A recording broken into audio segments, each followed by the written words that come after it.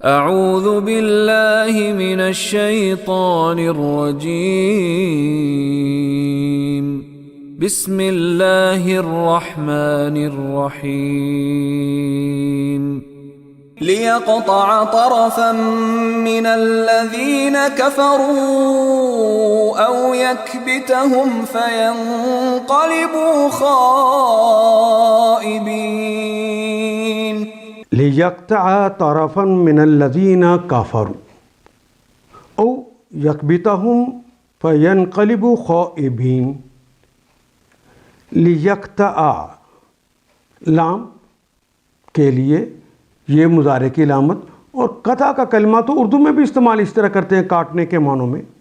قطع اس نے کاٹا، یقطع وہ کاٹتا ہے یا کاٹے گا، لیقطع تاکہ وہ کاٹ ڈالے، طرفاً طرف کہتے ہیں پہلو کو، طرف کہتے ہیں کنارے کو، طرف کہتے ہیں بازو کو.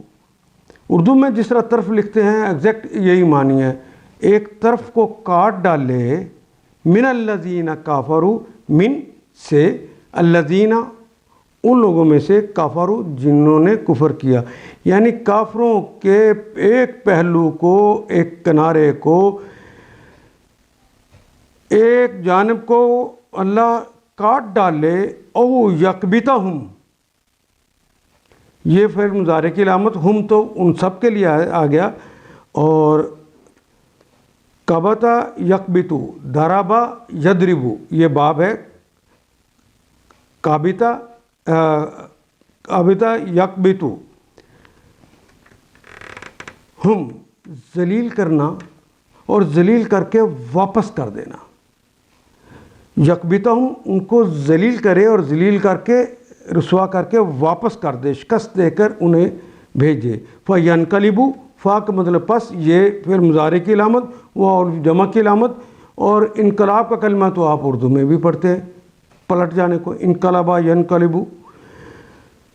فینقلبو تو وہ پلٹ جائیں، خائبین.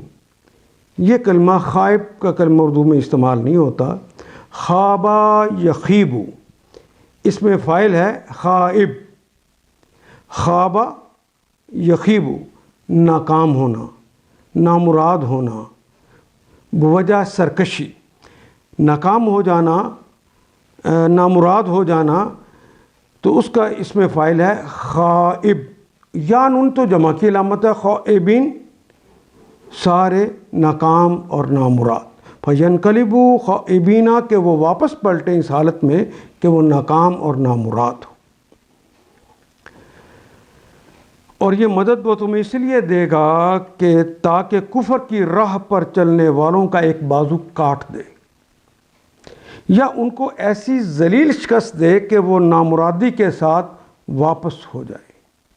ان آیات کو ایک دفعہ پھر تلاوت خود کیجیے، عربی و مبین پڑھتے ہوئے دیکھیے کیا بات پوری اندر اتر رہی ہے، کیا یہ اردو کے سانچے میں ڈھلتی گئی ہیں عبارتیں. اگر بات سمجھ آنی شروع ہو گئی تو الحمدللہ یہی ہمارا ہدف ہے، اور یہ ہدف پورا ہو گیا. اللہ میرا اور آپ کا حامی و ناصر. الف لام